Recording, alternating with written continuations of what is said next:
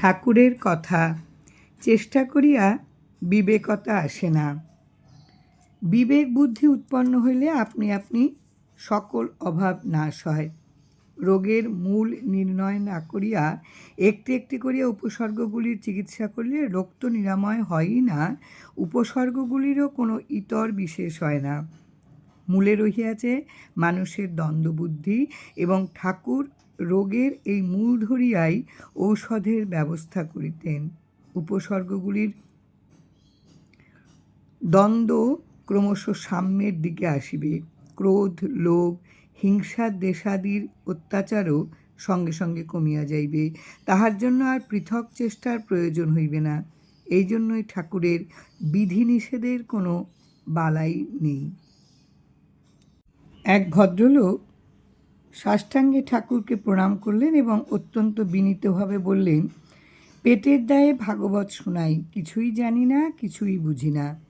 আমার একমাত্র সান্ত্বনা এই যে ইহাই আমার পুরুষানুক্রমিক বৃত্তি।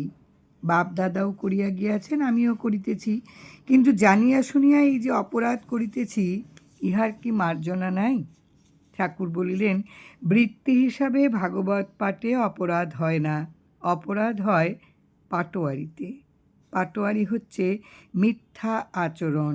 এই মিথ্যা আচরণকেই ঠাকুর পাটোয়ারি বলেন।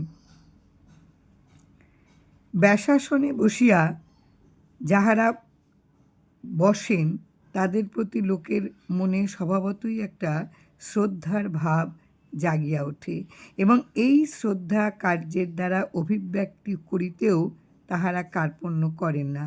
প্রণামের ছড়াছড়ি পড়িয়া যায়, ঢৌকনের ভিড় জমিয়া ওঠে।